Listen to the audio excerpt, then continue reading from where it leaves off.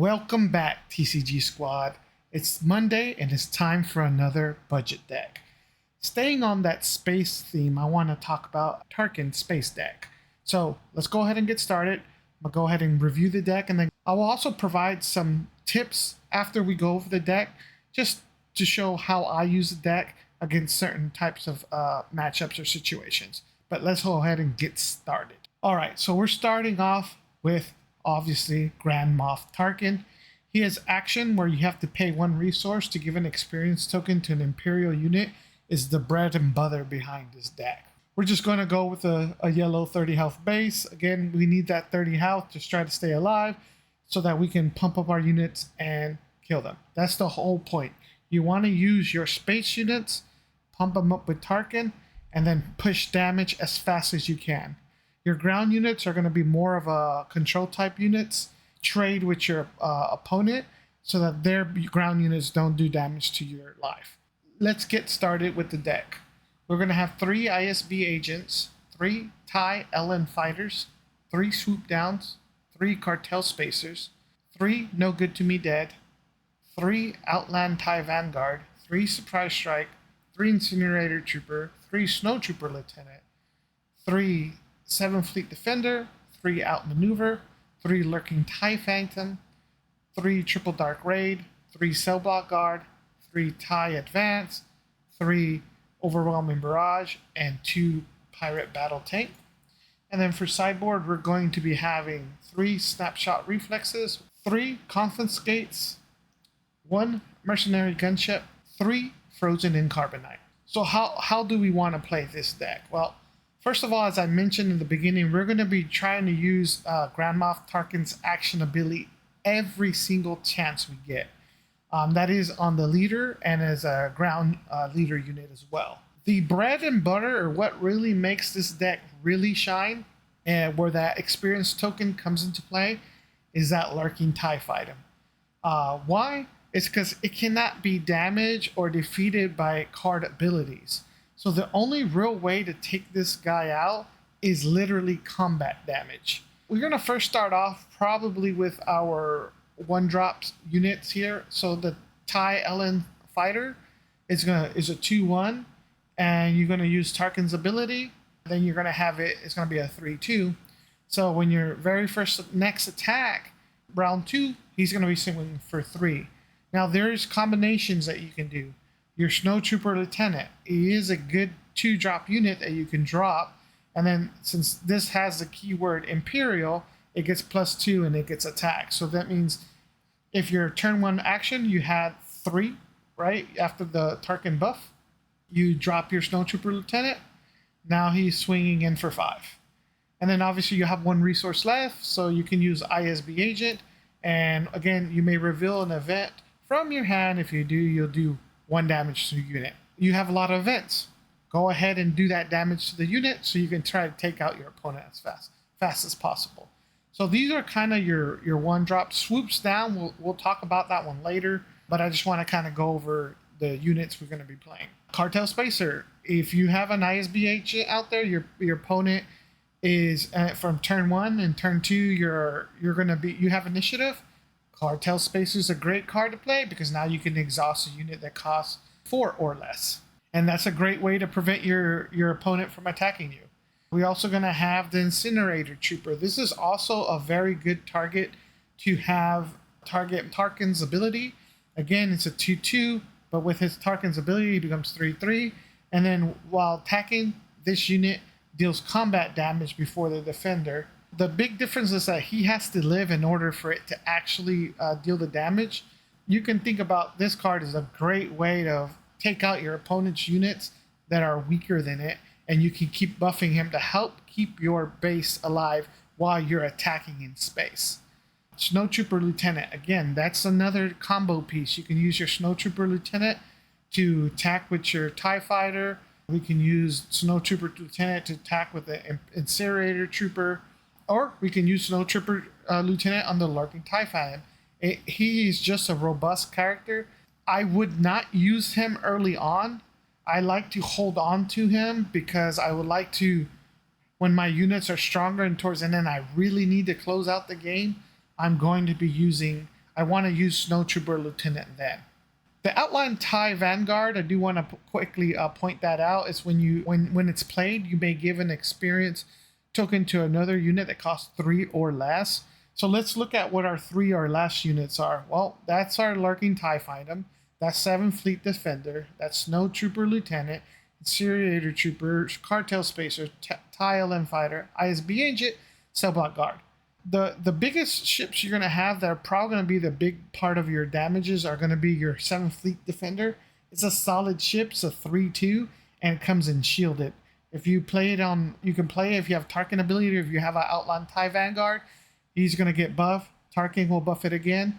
This ship's going to start becoming a 5/4, and he's just going to get more threatening. Again, the MVP of this list is the Lurking TIE Phantom. This is your bread and butter when it comes to using your Tarkin experience, your Outline TIE Vanguard experience, and then your TIE Advance experience. He'll get big quick. And then we're going to talk about the last couple units. Cell Block Guard, he's just there to help protect your ground. Maybe you can make him live one more round if you can give him 1 experience token, so that your opponent has to do 2 units into him to kill it, and just protects your life a little bit more. That is whole job. Your same thing again. Your ground units are really going to be there just to help you trade with your opponent, so that you can swing big with your actual space deck. As I mentioned earlier, the TIE Advance is great. It gives 2 experience tokens to another friendly Imperial unit. So if you play this turn, you play this turn 3. Your turn 4, you could drop a TIE Vanguard to give this, use Tarkin's ability, and then then you can go in and it'll be essentially 2 experience counter on there. It'll be a 4/4, but it attacks for 6. The next turn you'll do the TIE Advance. Now it's going to be a 6/6, but attacks for 8. That is powerful. Now the last card we have is a 6-drop Pirate Battle Tank. Again, this is just a Sentinel unit. It's a 4/6. It does have that Sentinel ability, and what's really good is that it has Smuggle. So that means you can smuggle it towards the end of the late game. So if you need some Sentinel to help you live, this is when you want to use your Sentinel. All right, now let's go through the events real quickly. Swoop Down. It's attack with a space unit. It gains Saboteur and can attack ground units for this attack. That ground unit gets -2, and you get +2 attack. So easy way to take out ground units, especially ones that have Sentinel, so that your other ground units can push base or trade. Now, typically, I'll use the Sweep Down strictly for offense in space. So if your opponent has dropped a Sentinel, and your ships are too small and you don't want to trade, you want to push something big, then what I'll do is I'll probably use Swoop Down to give it Saboteur. That means it bypasses Sentinel, and now you can go straight for the base. It's a great way to do that. No Good to Me Dead, bread and butter. And in the yellow deck, it's exhaust a unit for 2 rounds essentially. They're great to use on leaders that get deployed. Great to use it on very powerful or threatening units, even towards the end game, to help you finish out the game. Surprise Strike, again, bread and butter for yellow. Gives your attack with a unit +3/0. Again, if you have a buffed up TIE Phantom has 6/6, and then it goes raid 2, he's 8, and he swings in for 11. That's pretty much should be able to help you win the game. Now, outmaneuver, you can choose an arena, ground, or space. You can exhaust that entire arena. Again, this is just to help you. If your opponent's going large ground space, the whole job of this is literally play that. Even if you have your own ground units, it doesn't matter. Use them, exhaust the entire ground field so you can proceed with the attack. And then we also have Triple Dark Raid. Again, just allows us to search the top 7 cards for a vehicle. We can go ahead and put it in play. Triple Dark Raid does also work for the Pirate Battle Tank, because this is a vehicle. So if you need something to help you get some defense, it's a great way of that. But I would probably use this on your TIE Advance. This is probably going to be the best way to do it, because you'll get to play. So the way the combo would work, you play Triple Dark Raid, you play the TIE Advance. It's going to get 2 experience tokens. Ideally, you have a Lurking TIE Phantom. You put it on there. You attack with your Lurking TIE Phantom, or Surprise Strike, and then attack with Lurking TIE Phantom. Then the card is going to go back into your hand. Then your next turn, you can play it again, give another 2 experience tokens to your lurking TIE item, and then you can attack again. Lastly, Overwhelming Barrage. I mean, it's literally one of the best cards in green. For an uncommon, it's incredibly good. If you have a unit that's 7, 6, 8 attack, that's going to give it +2. Now you're going to do anywhere from potentially 5. You can even, I've done up to 8 damage that I can spread, and that's how I will wipe out my opponent's board. Ideally, if they have anything in space, again, we want to dominate space, especially Sentinels. I will knock out the Sentinels first in your space, and then take out any threatening ground units. But that, honestly, that's it. The deck plays well. It's a lot of fun, and I just enjoy it. I like this budget space deck. It's around $40.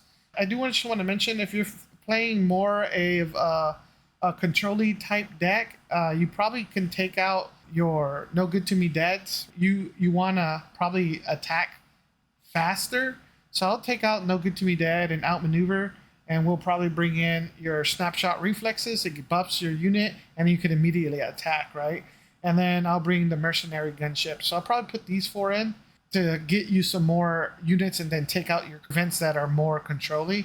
Now, if you're playing another deck that seems to be outpacing you, I would definitely try to bring in Snapshot Reflexes and take out the Incinerator Troopers.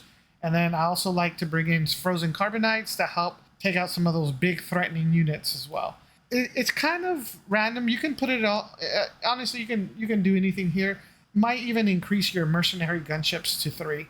Okay, I hope you enjoyed this budget Tarkin Space Tech deck tech.